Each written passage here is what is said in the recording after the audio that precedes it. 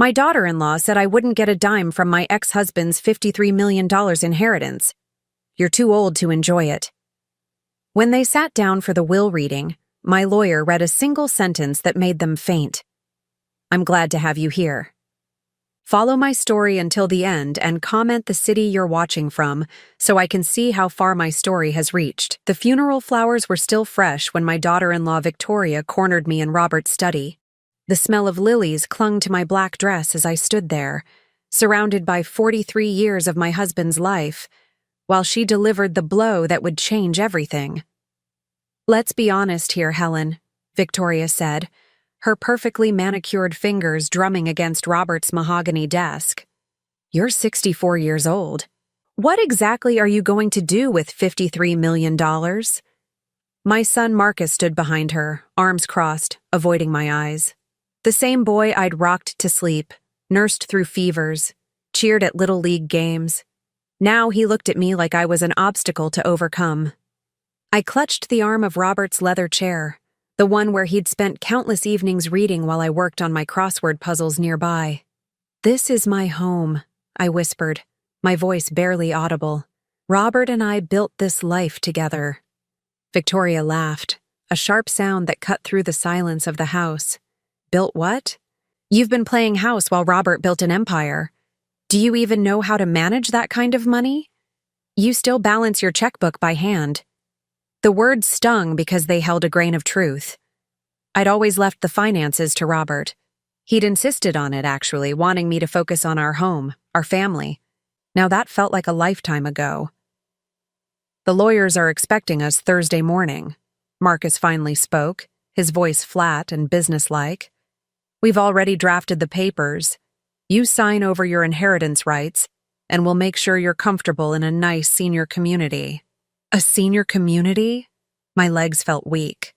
I sank into Robert's chair, and Victoria's expression immediately hardened. Don't get dramatic, Helen. Sunny Hills is lovely. They have bingo on Wednesdays.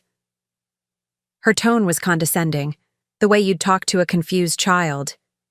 You'll have everything you need. Medical care, activities, people your own age. Robert left me this house in his will, I said, though my voice lacked conviction.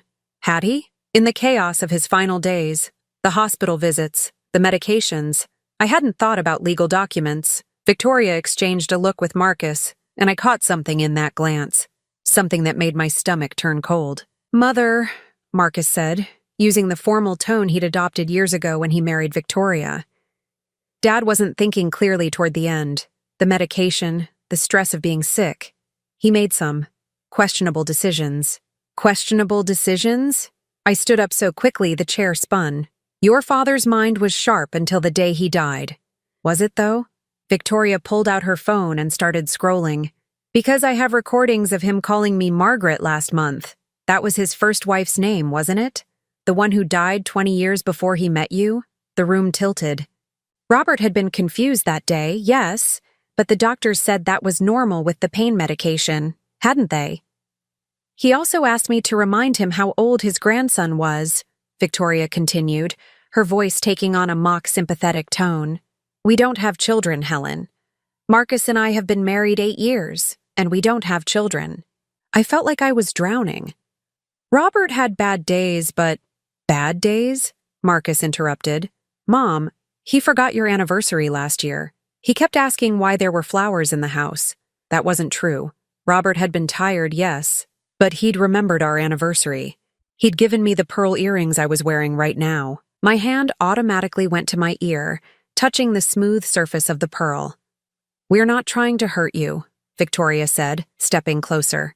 We're trying to protect you, and honestly, we're trying to protect Robert's legacy. Do you want people to remember him as the man whose elderly widow lost everything to scam artists? I'm not elderly, I said weakly, hating how pathetic I sounded. You're not young either, Victoria replied. Helen, be practical. What would you do with this house? It's 6,000 square feet. You'd rattle around in here like a ghost. And the money? Investment bankers would line up to take advantage of you the moment they heard you were a rich widow. She painted a picture that terrified me. Me, alone in this massive house, making financial decisions I didn't understand, slowly being drained of everything Robert had worked for. Maybe she was right. Maybe I was too old, too naive, too trusting. "The papers are simple," Marcus said, pulling a folder from Robert's desk drawer. "Had they prepared this beforehand? You transfer your inheritance rights to us, and we'll ensure you're taken care of for life. You'll have a monthly allowance, full medical coverage, and we'll visit regularly." Visit? I looked at my son, really looked at him. When had his eyes become so cold? "Marcus, this is my home. This is where your father and I—" "Where you what?" Victoria's voice turned sharp again. "Had a marriage? Helen, let's not pretend this was some great love story. You were Robert's second wife, his consolation prize after Margaret died. The cruelty of it took my breath away." "That's not true, isn't it? You were 21 when you married him. He was 45, a widower with a baby. You were his nanny who happened to be convenient." Each word was a carefully aimed arrow, because there was truth in them, twisted though they were. I had been young when I married Robert. I had been Marcus's nanny first. But Robert had loved me. He'd chosen me. He'd built a life with me. "Sign the papers, Helen," Victoria said, her voice returning to that false sweetness. "Stop making this harder than it needs to be. We're family. We're trying to help you." I stared at the documents Marcus held out to me.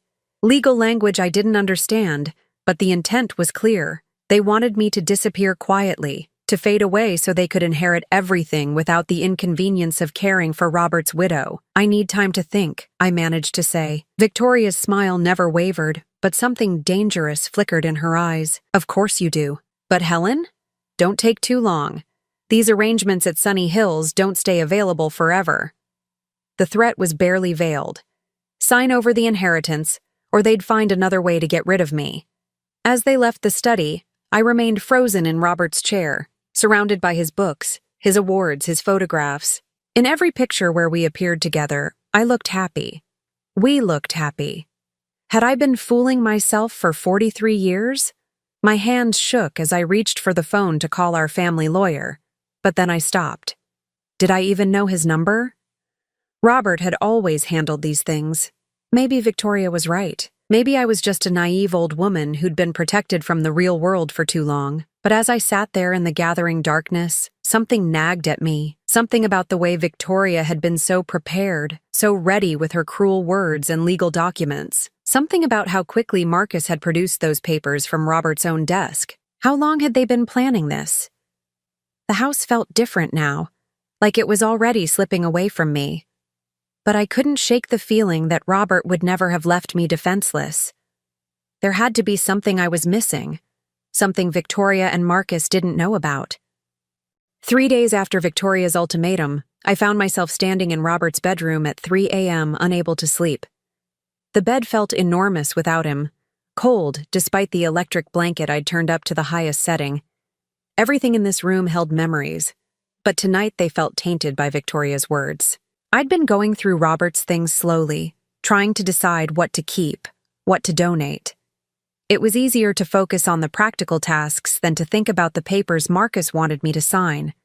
But as I opened his nightstand drawer, looking for the reading glasses he'd always misplaced, my fingers brushed against something unexpected.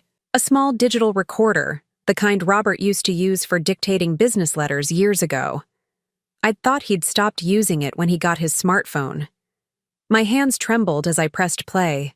Robert's voice filled the room, weak but unmistakably lucid. "Helen, if you're hearing this, it means I'm gone and they've started their games." I nearly dropped the device. This recording was recent. I could hear the slight rasp in his voice that had developed during his illness. "I've been watching them, sweetheart, Marcus and Victoria. I know what they're planning, and I've taken steps to protect you. Don't sign anything.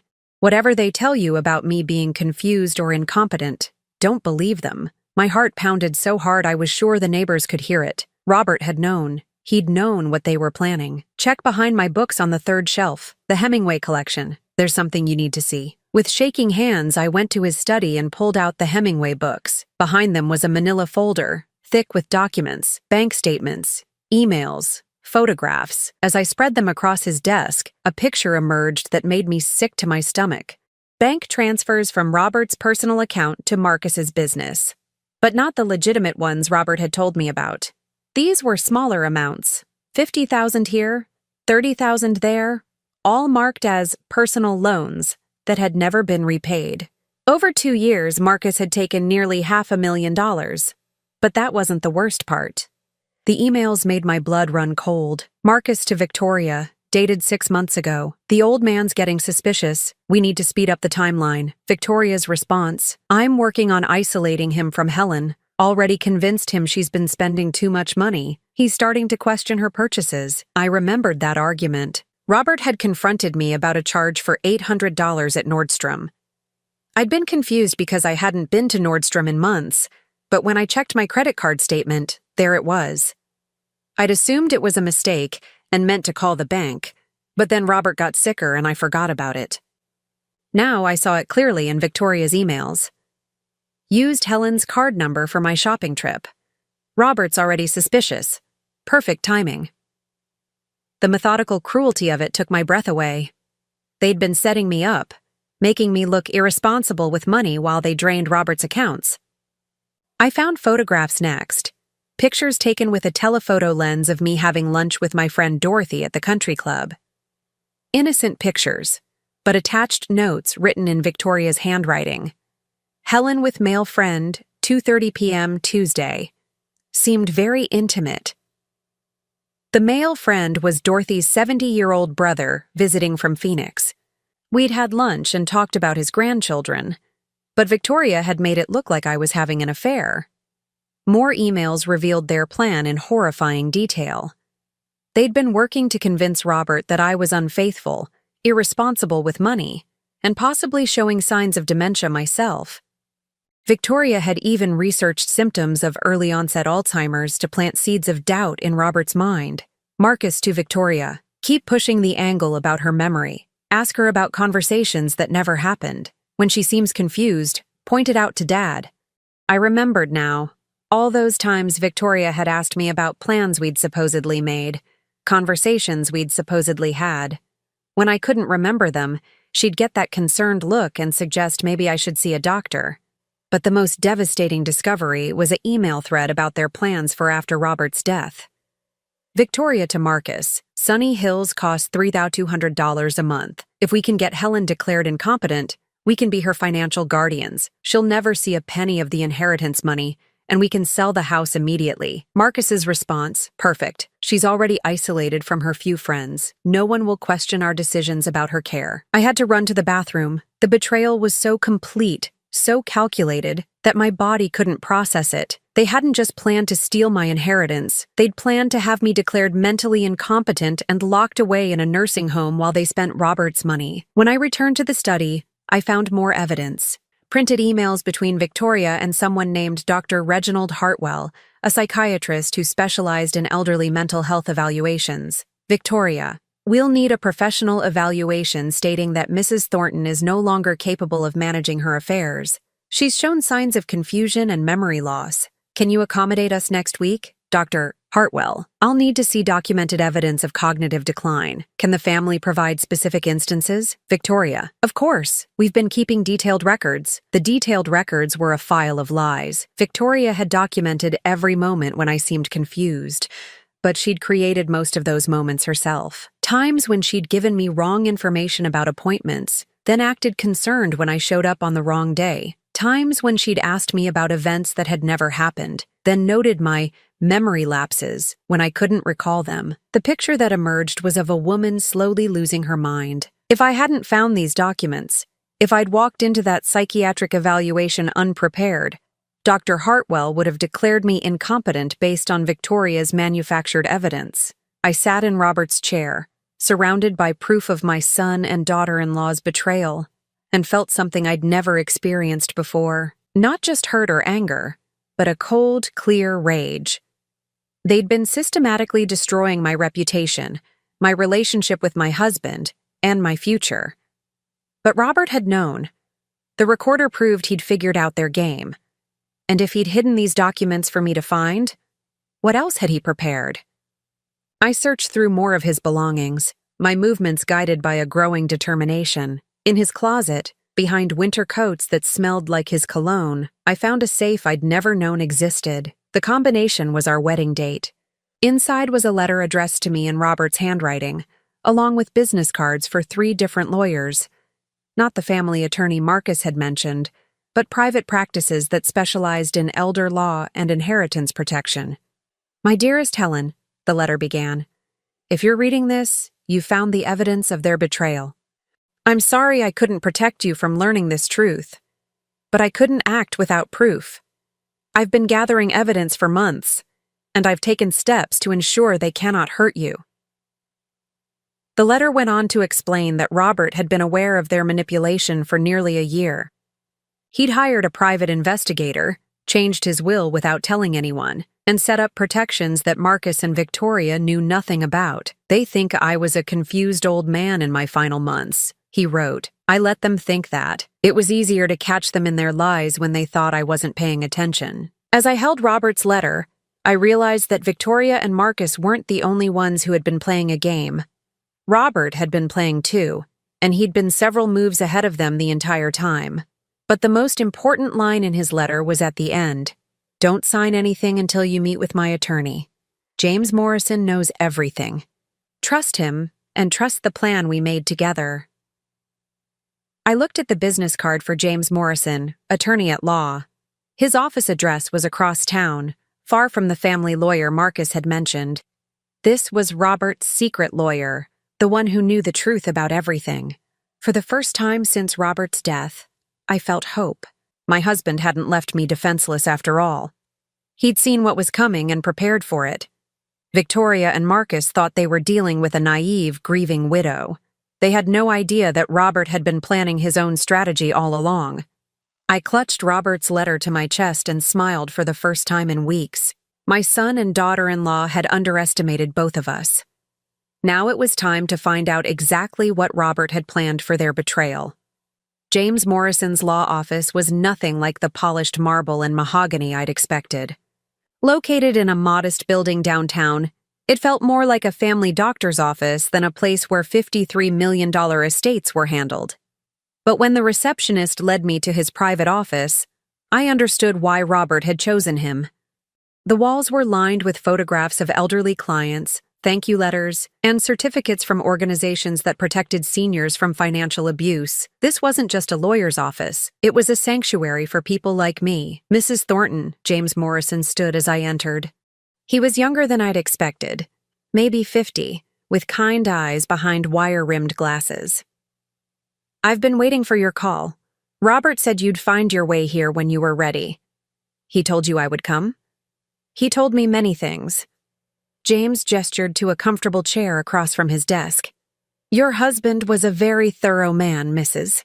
Thornton, very protective of the people he loved." I settled into the chair, clutching my purse with Robert's letter inside. "How long did you know about Marcus and Victoria?" "Robert first contacted me 8 months ago. He suspected something was wrong but couldn't prove it. Over the next several months, we built a case together." James pulled out a thick file labeled Thornton Estate, Confidential.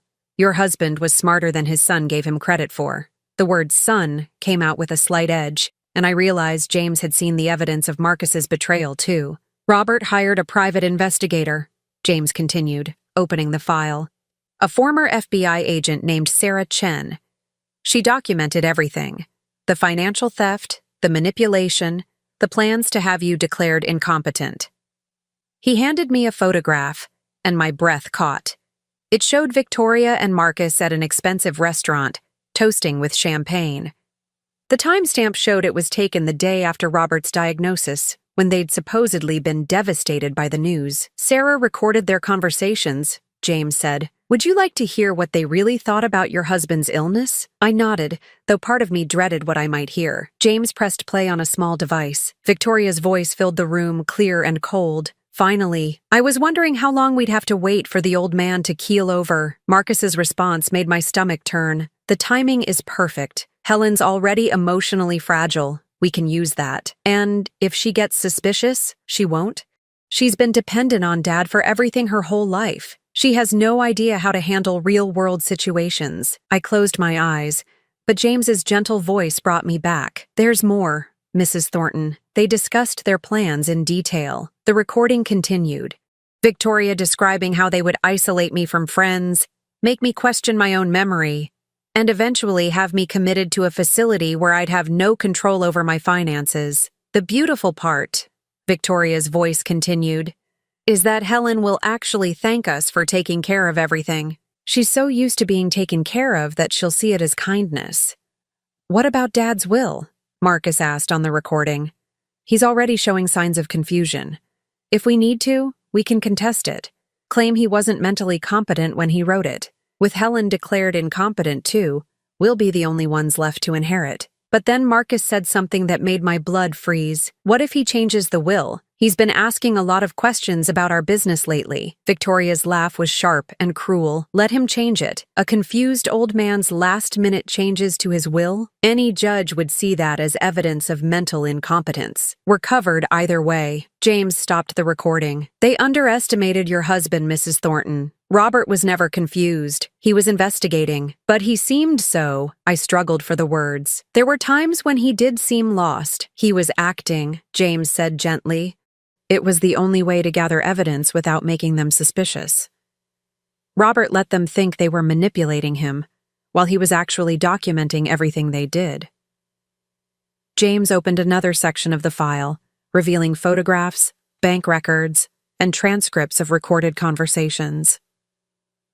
Your husband spent months building this case. He knew that when the time came, he'd need irrefutable proof of their intentions. What kind of proof? Video recordings of them discussing their plans to steal from the estate, bank records showing Marcus's unauthorized withdrawals, evidence of Victoria's credit card fraud, and most importantly, documentation of their plan to have you declared mentally incompetent. I stared at the evidence spread across James's desk. How did he gather all this without them knowing? James smiled. Your husband was more tech-savvy than he let on.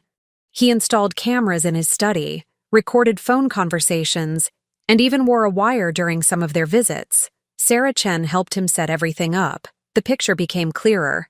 All those times Robert had seemed to nap during Marcus and Victoria's visits, he'd been recording their conversations. When he'd asked them to repeat things because he couldn't hear well, he'd been making sure the recording device caught every word. The medication confusion was an act too, James continued. Robert was sharp until the very end. But he let them think the drugs were affecting his mind because they revealed more of their plans when they thought he wasn't really listening. I remembered those final weeks, how Robert would sometimes stare off into space during Victoria's visits, how he'd ask the same questions repeatedly. I'd worried about his mental state, but he'd been performing for an audience of 2. He protected you the only way he could, James said, by letting them think they'd already won. What about the will? James's expression grew serious. That's where your husband's plan gets truly brilliant. He created multiple versions of his will over the past year. The one Marcus and Victoria know about, the one they're expecting, does leave most of the estate to them, with provisions for your care at Sunny Hills. My heart sank. So they were right about... No, James's voice was firm. That will was a decoy. Robert made sure Marcus and Victoria saw drafts of it, left copies where they could find them. He wanted them to feel confident about their inheritance. A decoy? The real will, the one that's legally binding, was executed just 6 weeks before Robert's death. It includes specific clauses about inheritance forfeiture for family members who engage in elder abuse, financial exploitation, or attempts to manipulate the testator's mental capacity. James pulled out a legal document with Robert's signature, witnessed and notarized. This is the real will, Mrs. Thornton, and according to its terms, Marcus and Victoria have disqualified themselves from any inheritance through their own actions. What does that mean? It means you inherit everything. The house, the investments, the business interests, all $53 million. Marcus and Victoria get nothing. The room seemed to spin. Nothing? Well, not quite nothing. Robert left them each exactly $1, along with a detailed explanation of why they're being disinherited. He wanted to make sure there was no legal ambiguity about his intentions. James handed me another document, a letter Robert had written to be read with the will. Even through my tears, I could see his careful handwriting. To my son, Marcus, and his wife, Victoria, you have shown me that blood relations mean nothing without love and respect. Your greed and cruelty toward my beloved wife, Helen, have earned you this inheritance, the knowledge that your own actions have cost you everything. When will they find out? I asked. At the official reading tomorrow. They'll be expecting to hear their names as primary beneficiaries. Instead, they'll learn that they've been completely cut out. I thought about Victoria's smug confidence, Marcus's casual cruelty. They had no idea what was coming. There's one more thing, James said. Robert included a provision that if Marcus and Victoria attempt to contest the will or harass you in any way, evidence of their financial crimes will be turned over to the district attorney. Sarah Chen has already prepared the criminal complaint. Criminal complaint? Marcus embezzled nearly $500,000 from your husband's accounts. Victoria committed credit card fraud and conspiracy to commit elder abuse. Robert documented everything, but he gave them a choice: accept their disinheritance quietly or face prosecution. The full scope of Robert's plan was breathtaking. He hadn't just protected me financially. He'd created consequences for every aspect of their betrayal. Why didn't he tell me? I asked. James's expression softened. He wanted to, but he was afraid you might try to stop him, or that you might accidentally reveal something to Marcus. He knew how much you loved your son, despite everything. I did love him, I whispered. I still do. Robert understood that. That's why he gave Marcus and Victoria multiple chances to change their behavior. Right up until the end, if they had shown any genuine care for you, he might have reconsidered. But they hadn't. They doubled down on their cruelty, convinced that Robert was too confused to stop them. Tomorrow's reading is at 10 a.m., James said. Are you ready for this? I looked at the evidence of my husband's love and protection spread across the desk. Robert had spent his final months not just fighting his illness, but fighting for my future. He'd outmaneuvered two people who thought they were smarter than him, and he'd done it all while letting them think he was helpless. Yes, I said, surprising myself with the strength in my voice. I'm ready. As I left James Morrison's office, I realized that tomorrow would be more than just a will reading. It would be the moment when Marcus and Victoria discovered that they'd been playing a game they'd already lost against an opponent they'd never really understood. The conference room at Morrison & Associates felt like a courtroom. I sat in a leather chair across from Marcus and Victoria, my hands folded in my lap, trying to look like the helpless widow they expected me to be.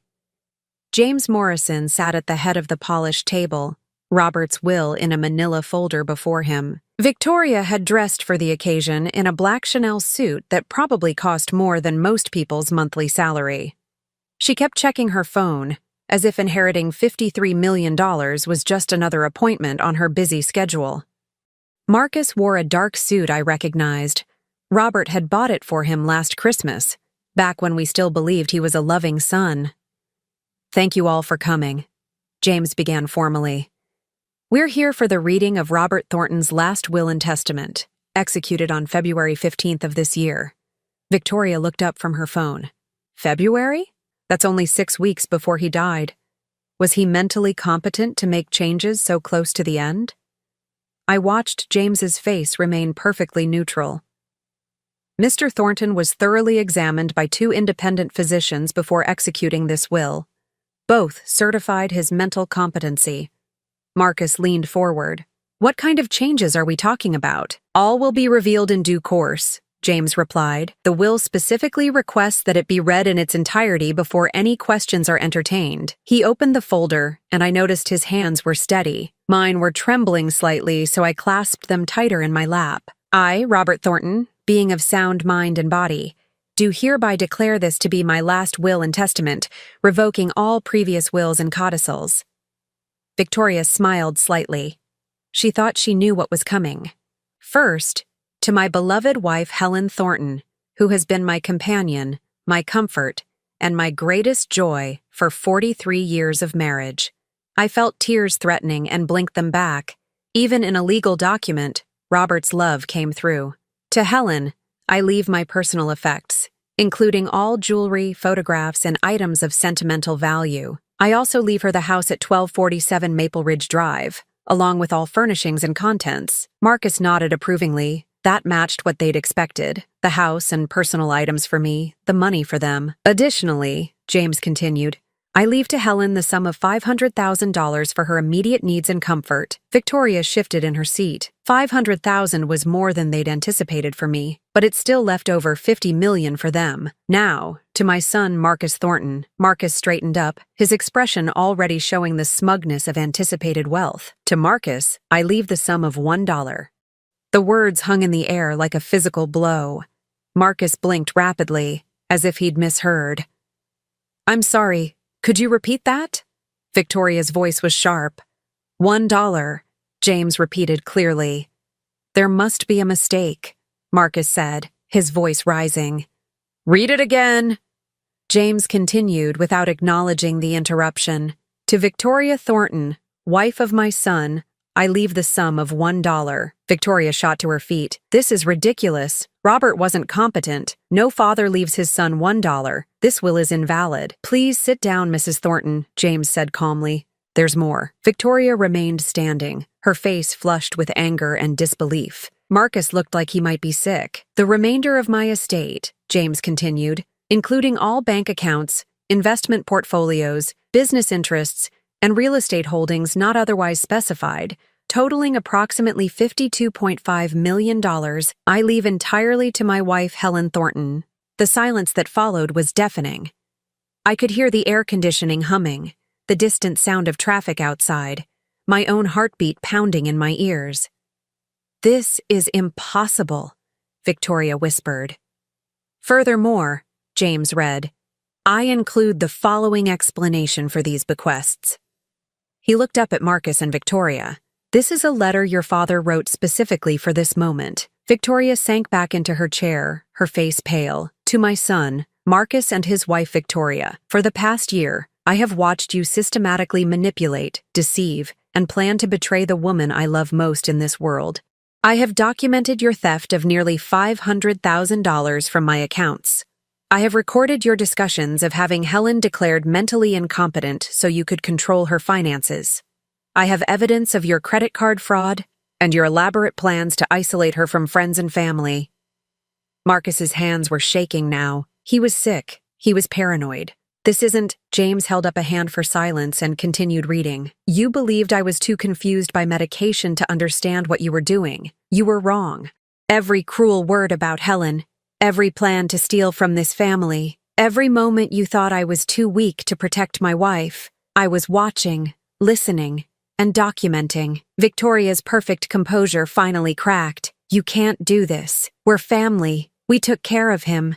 You took care of yourselves, I said quietly, speaking for the first time since the reading began. I heard the recordings, Victoria. I saw the bank statements. She whirled to face me, her eyes blazing. You don't understand. You're not capable of understanding. That money should go to people who can actually use it productively. The way Marcus used it productively when he stole it for his failed business ventures?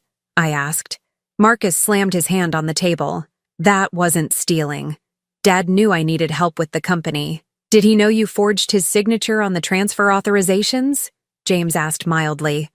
Because we have handwriting analysis that proves you did. This is a setup, Victoria said, her voice becoming shrill. Helen manipulated a sick old man into changing his will. She's the one who should be investigated. James opened another folder. Actually, Mrs. Thornton, let me share something else your father-in-law included in his will. He pulled out a photograph and placed it on the table. It showed Victoria and Marcus at a real estate office, clearly visible through the window, shaking hands with an agent. This was taken 3 weeks before your father-in-law's death, James said to Marcus.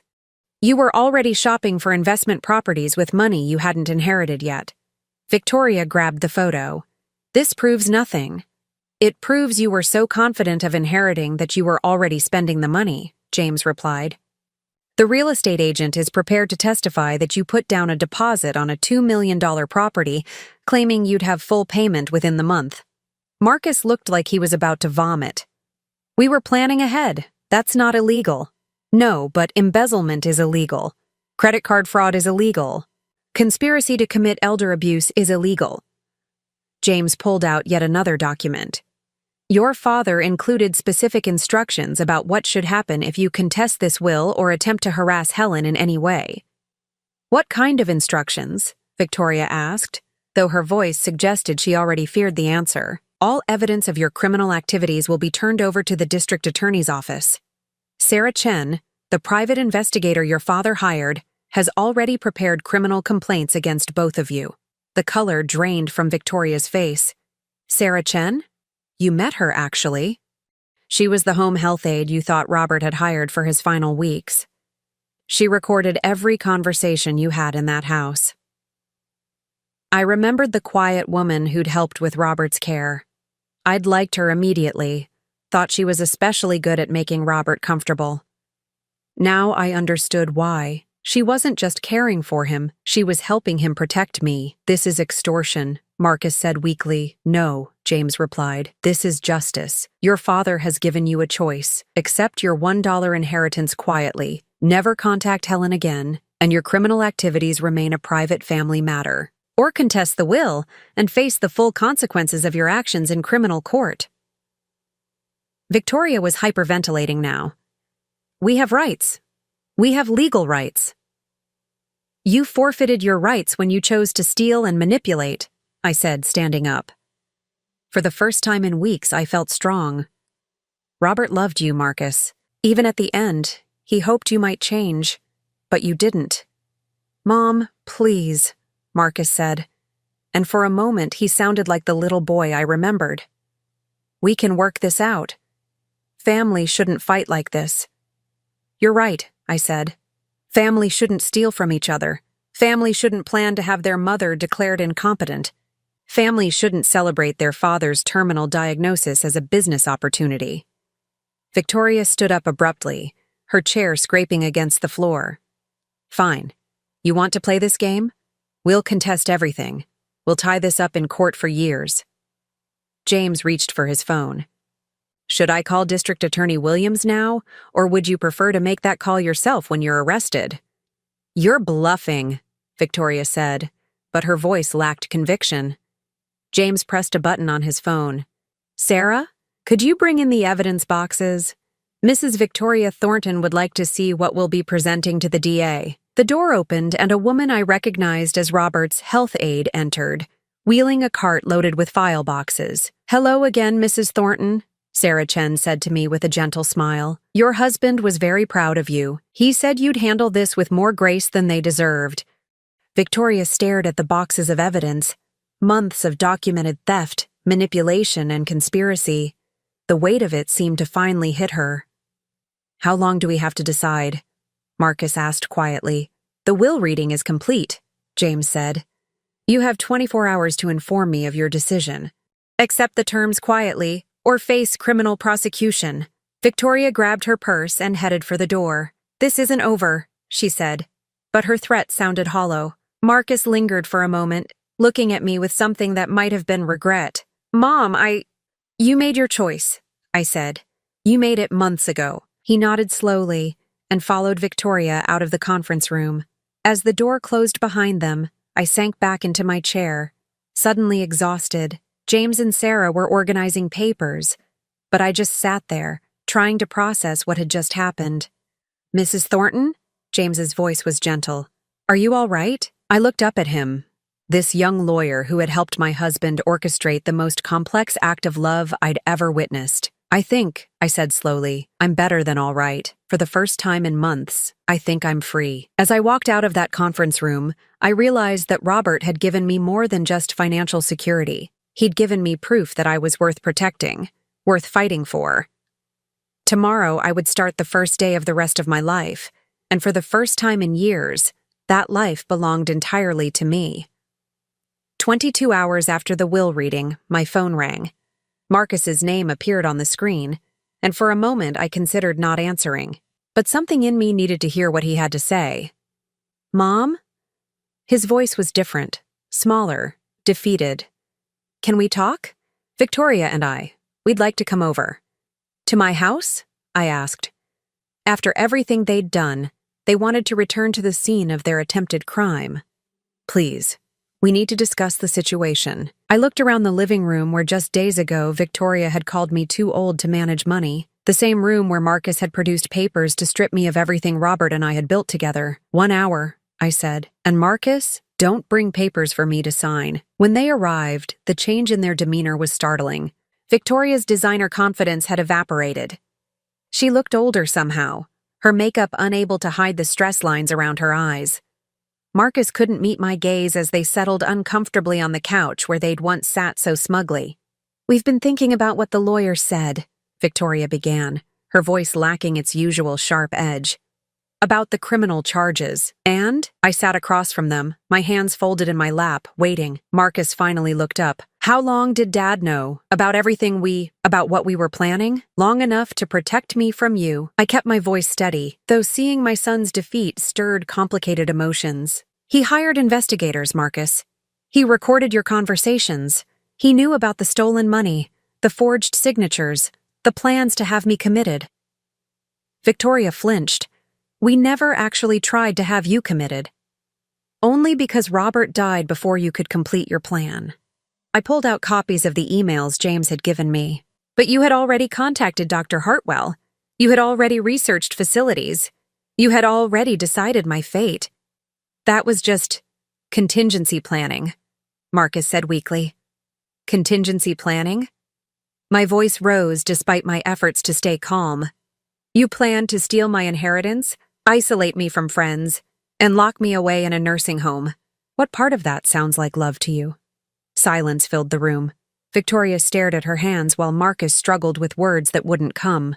"Your father left you each $1, I continued, "but he also left you a choice. Accept it and walk away or face criminal prosecution for everything you've done." "The theft charges?" Victoria said quietly. "How serious are they?" "Serious enough that you could both face prison time." I had no sympathy left for her fears. "Marcus embezzled nearly $500,000. You committed credit card fraud. Together you conspired to commit elder abuse against a terminally ill man." Marcus buried his face in his hands. "I never meant for it to go this far." "When did you mean for it to stop?" I asked. "When I was locked away and you had spent all of Robert's money? When I died alone in some facility while you lived in luxury?" "We would have visited," Victoria said, then seemed to realize how pathetic that sounded. "Like you visited after your father's funeral?" I stood up and walked to the window, needing distance from their presence. "You celebrated his death, Victoria. I heard the recording. You toasted with champagne while I was grieving." "We were relieved," she admitted. "He'd been sick for so long." "He'd been sick for 3 months. You were relieved because you thought you could finally get rid of me." The weight of their betrayal settled over the room like a suffocating blanket. These were the people I'd loved, trusted, welcomed into my family, and they had seen me as nothing more than an obstacle to their greed. "What do you want from us?" Marcus asked finally. I turned back to face them. "I want you to leave my house and never contact me again." "That's it?" Victoria looked surprised. "You're not going to press charges? That depends entirely on you." I sat back down, but kept my distance. "Your father gave you a way out. Take your dollar inheritance, walk away quietly, and we never have to see each other again." "What about the business?" Marcus asked. "Dad's construction company. I've been running it for 5 years. You've been running it into the ground for 5 years." I had done my homework since the will reading. "The company Robert built is now worth exactly what you're inheriting from his estate. $1. Marcus's face crumpled. "I tried to make it work. The economy, the competition. You tried to use it as your personal piggy bank. Every time the company made money, you transferred it to your personal accounts for business expenses that were actually vacations and luxury purchases." Victoria shifted uncomfortably. She'd been the beneficiary of many of those business expenses. "Here's what's going to happen," I continued.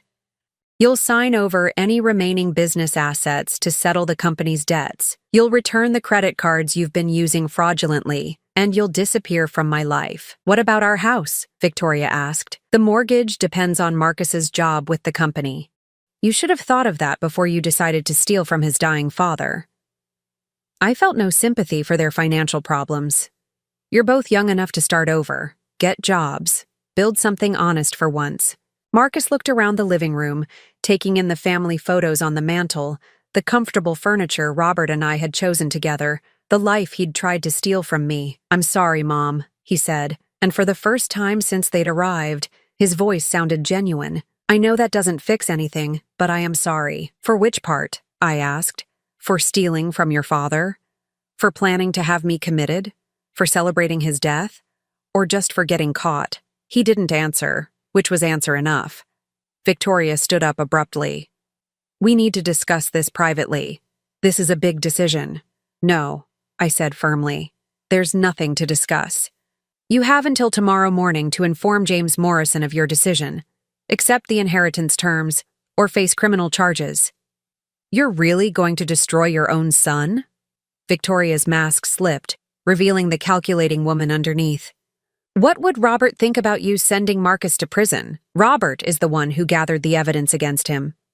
I stood up, my patience finally exhausted. "He's the one who set up the criminal complaints. Even dying, your husband was a better father than either of you deserved." "He wasn't my husband," Victoria snapped. "He was my father-in-law, and he was a controlling old man who couldn't stand the thought of anyone else having influence over his precious son." The venom in her voice revealed what I'd suspected all along. Victoria had hated Robert, had resented his place in Marcus's life, and had seen his death as liberation rather than loss. "Get out," I said quietly. "Helen," Marcus started, "get out of my house. You have your choice to make. Make it somewhere else." They left without another word, Victoria's heels clicking angrily on the hardwood floor, Marcus following behind her like a defeated shadow. After they were gone, I sat in Robert's favorite chair and pulled out the final letter he'd left for me, the one James had given me privately after the will reading. "My dearest Helen," it began, "if you're reading this, it means you've faced them down and sent them away. I'm proud of you, even though I'm not there to tell you so." The letter went on to explain more of his reasoning, his pain at discovering Marcus's true nature, his determination to protect me from their cruelty. "I know you're wondering if we should have tried harder to reach him, to fix whatever went wrong in raising him. But some people choose their path, Helen. Marcus chose greed over love, manipulation over honesty. That wasn't our failure. It was his." Robert had included instructions for my new life, bank account information, contact details for financial advisors he trusted, suggestions for how to use the wealth in ways that would bring me joy rather than stress. "Don't let their betrayal make you bitter," the letter continued. "You have decades ahead of you, and you deserve to spend them with people who value your kindness, your intelligence, your beautiful heart. I'm sorry I can't be there to share those years with you, but I'll rest easier knowing you're free to find happiness on your own terms." The final paragraph brought tears to my eyes. "You were never too old to deserve love, respect, and security. Don't let anyone, not even our son, convince you otherwise. You are worth protecting, worth cherishing, worth fighting for. I hope my final act as your husband proved that to you." As I folded the letter carefully, I realized that Robert had given me more than financial independence. He'd given me validation, proof that I was worth the elaborate plan he'd constructed to protect me. After months of being told I was too old, too confused, too dependent, I finally had evidence that I was valuable enough for someone to fight for. The phone rang again, interrupting my thoughts. This time, it was James Morrison. "Mrs. Thornton, I wanted to let you know that Marcus and Victoria just called. They've accepted the terms of the will. No contest, no further contact with you, and they'll return all property that rightfully belongs to the estate." I felt a weight lift from my shoulders that I hadn't even realized I was carrying. "There's one more thing," James continued. "Sarah Chen asked me to give you a message from your husband. He wanted you to know that he'd hidden something special for you to find when you were ready for it. Check behind the loose floorboard in his study, under the Persian rug." After hanging up, I went to Robert's study and moved the heavy rug he'd loved so much. Sure enough, one of the floorboards was slightly raised. Underneath, wrapped in waterproof plastic, was a small wooden box I'd never seen before. Inside were letters, dozens of them, all addressed to me in Robert's handwriting, all dated during his illness. Love letters he'd written when he thought I wasn't watching, when he was supposed to be napping or resting. The first one was dated just a week after his diagnosis. "My darling Helen, I'm not afraid of dying. but I'm terrified of leaving you vulnerable to people who would hurt you. I promise I'll find a way to protect you, even after I'm gone." Each letter chronicled his growing awareness of Marcus and Victoria's betrayal, his pain at discovering their true nature, and his determination to shield me from their cruelty. But more than that, they were filled with memories of our life together, expressions of love and gratitude for the 43 years we'd shared. The last letter was written just days before he died. "Helen, my time is almost up, but my love for you will outlast everything Marcus and Victoria try to do to us. You gave me the best years of my life. Now let me give you the freedom to enjoy whatever years you have left." Sitting surrounded by Robert's final love letters, I understood that tomorrow wouldn't just be the first day of my new financial independence. It would be the first day of the rest of my life, a life where I would never again have to question my worth or accept anyone's cruelty. Robert had made sure of that. 6 months after the will reading, I stood in the garden of my new home, watching the sunrise paint the mountains in shades of gold and pink. The house was smaller than the mansion Robert and I had shared, but it was mine in a way that felt completely different. Every choice, from the pale yellow kitchen walls to the reading nook by the largest window, reflected my own preferences rather than what someone else expected of me. The move had been liberating in ways I hadn't anticipated. Leaving behind the house where Marcus and Victoria had plotted against me felt like shedding an old skin. Here, in this cozy craftsman cottage on 3 acres outside the city, I could finally breathe. My morning routine had changed too. Instead of waking up to anxiety about what fresh manipulation awaited me, I woke up excited about the day ahead. Today, like every Tuesday for the past 3 months, I was volunteering at the senior center downtown, teaching watercolor classes to people who, like me, had discovered that being 64 meant you were just getting started. The irony wasn't lost on me. Victoria had insisted I was too old to manage my own affairs, yet here I was, managing not just my substantial inheritance, but using it to enrich other people's lives. The scholarship fund I'd established for senior citizens returning to college had already helped 12 people pursue dreams they'd thought were beyond their reach. As I sipped my coffee and reviewed my plans for the day, the phone rang. For a split second, old fears surfaced. Would it be Marcus or Victoria, trying once more to worm their way back into my life? But caller ID showed it was Dorothy, my oldest friend, calling with her usual morning check-in. "How's the free woman today?" Dorothy asked, her voice warm with affection. She'd been one of the few people who'd seen through Victoria's manipulations from the beginning, though I'd been too blind to listen to her warnings at the time. "Free and getting freer every day," I replied, settling into the window seat where I could watch the birds at my new feeders. "I'm heading to the gallery this afternoon to look at spaces for the art show." The art show had been Dorothy's idea. "You've been painting again," she'd said last month, looking at the canvases that had been accumulating in my spare bedroom. "These are beautiful, Helen. People should see them." I'd been hesitant at first. Displaying my art felt vulnerable, exposed. But then I realized that vulnerability was just another form of freedom, the freedom to share parts of myself I'd kept hidden for years. "Any word from you-know-who?" Dorothy asked carefully. She never used Marcus's name anymore, referring to him only as you-know-who, with the same tone she might use for an unpleasant disease. "Nothing. James says they've relocated to Phoenix. Fresh start, apparently." I'd heard through mutual acquaintances that Marcus had taken a job with a construction company there, starting over at the bottom. Victoria was working as a sales associate at a department store. The humbling they'd brought on themselves was complete. "Good riddance," Dorothy said firmly. "You deserve peace." After we hung up, I finished my breakfast and prepared for my volunteer shift. The senior center had become more than just a place to donate my time. It had become a community of people who understood that life didn't end at retirement, that there were still adventures to be had, relationships to build, dreams to pursue. At the center, I was setting up supplies for the watercolor class when Margaret Stillwell approached me. Margaret was 78, had been widowed for 5 years, and had signed up for art classes because her daughter insisted she needed age-appropriate activities. "Helen," Margaret said, her voice excited, "I have news. I showed my paintings to my granddaughter, and she wants to feature them in her coffee shop. She says people would pay money for them." I smiled at Margaret's enthusiasm.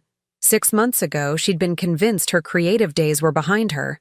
Now she was planning her first art sale. That's wonderful, Margaret. You've found your voice. My voice, she repeated thoughtfully.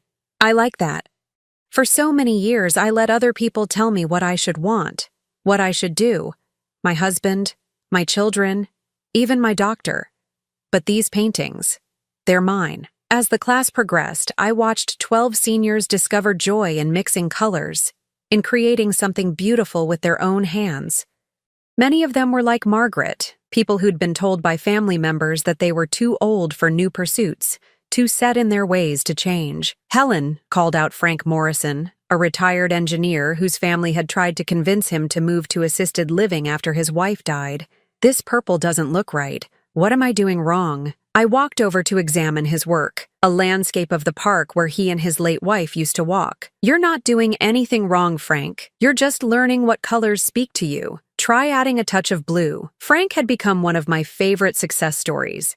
6 months ago, his adult children had been pressuring him to sell his house and move into a facility because they worried about him living alone. Now, he was taking art classes, had joined a hiking group, and was dating a lovely woman named Ruth from the book club.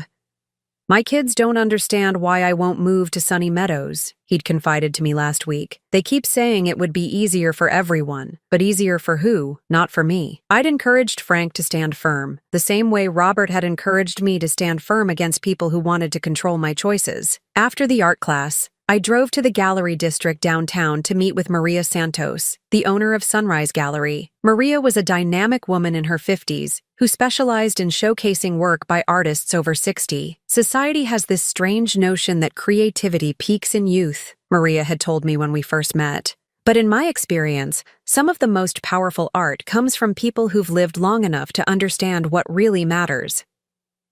Today, we were finalizing plans for my first solo show. The theme was Second Chances, paintings I'd created since Robert's death, each one representing some aspect of my journey from victim to survivor to someone who was genuinely thriving. This one, Maria said, stopping in front of a canvas I'd painted last month. It showed a bird breaking free from a gilded cage, its wings spread wide against a sky full of possibilities. This will be your centerpiece. There's so much emotion in it. I studied the painting, remembering the day I'd created it. I'd been thinking about Robert's love letters, about how he'd fought to give me wings even as he was dying.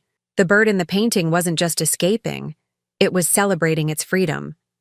I want to donate 20% of any sales to the senior center, I told Maria, for their arts program. That's generous, Maria smiled, but not surprising. I've heard about your scholarship fund. Word had gotten around about my various charitable endeavors. It felt strange to be known for giving rather than taking, for building rather than destroying. Victoria had been wrong about so many things, but perhaps the most wrong she'd been was her belief that older people couldn't make a meaningful impact. As I drove home that afternoon, I took a detour past the house Robert and I had shared. New owners had moved in, a young family with small children. I could see toys scattered in the yard, bicycles on the front porch. The house looked happy again, alive in a way it hadn't been during those final months when it was filled with Marcus and Victoria's toxic energy. I felt no sadness looking at it now, only gratitude. That house had sheltered my marriage, raised my son, and ultimately revealed the truth about the people in my life. Now it was serving a new family, just as I was serving a new purpose in my own life. Back home, I poured myself a glass of wine and sat on my back porch, watching the sunset paint the mountains in brilliant shades of orange and purple. The silence was complete. No manipulative phone calls, no guilt trips, no one questioning my decisions or my worth. My phone buzzed with a text from Sarah Chen, the investigator who'd helped Robert protect me. She checked in occasionally, partly professional courtesy and partly genuine friendship. Saw the announcement about your art show in the paper. Robert would be so proud. I typed back, "He gave me the freedom to discover who I really am. You always were this person," came her reply. "You just needed someone to clear away the obstacles so you could shine." As darkness settled over the mountains, I pulled out one of Robert's letters, not to grieve, but to remember. His words had become a source of strength rather than sorrow, reminding me that love doesn't end with death. It transforms into something that continues to protect and guide. You are worth protecting, worth cherishing, worth fighting for. I read aloud to the evening air. I hope my final act as your husband proved that to you. It had proven it beyond any doubt, but more than that, Robert's plan had proven it to me. After 64 years of being told by various people that I was too young, too old, too naive, too dependent, I finally knew my own worth. The art show was scheduled for next month. My paintings would hang in a real gallery, with my name on a placard, with people paying money to take them home. At 64, I was having my first solo exhibition. Margaret had been right about finding your voice. For too many years, I'd let other people speak for me. My parents when I was young, Robert when I was married, and finally Marcus and Victoria when I was grieving. But Robert's final gift hadn't just been money or security. It had been the space to discover that I had a voice of my own, and that voice had something valuable to say. Tomorrow, I would teach another watercolor class, continue planning the art show, and maybe start the novel I'd been thinking about writing. There would be lunch with Dorothy, a yoga class at the community center, and dinner with Frank and Ruth and some of the other friends I'd made since claiming my independence. At 64, I was just getting started. The mountain air was crisp and clean, carrying the scent of pine and possibility. In the distance, I could see lights beginning to twinkle in houses where other people were settling in for the evening. Other people who might be facing their own struggles with family members who underestimated them. Other people who might need to hear that it's never too late to choose freedom over security, authenticity over approval. I smiled, thinking about the title I'd chosen for my art show. Late Bloomer, a celebration of second chances. Victoria had been wrong about almost everything, but she'd been especially wrong about one thing. I wasn't too old to start over. I was exactly the right age to begin. As I locked up my cottage and prepared for bed, I realized that this wasn't just the end of a difficult chapter in my life. It was the beginning of the story I'd always been meant to write, one where the heroine discovers that the most beautiful gardens often bloom in unexpected seasons, and that sometimes the greatest gift you can give yourself is the courage to plant new seeds, even when others insist the growing season is over. Now I'm curious about you who listen to my story. What would you do if you were in my place? Have you ever been through something similar? Comment below, and meanwhile, I'm leaving on the final screen 2 other stories that are channel favorites, and they will definitely surprise you. Thank you for watching until here.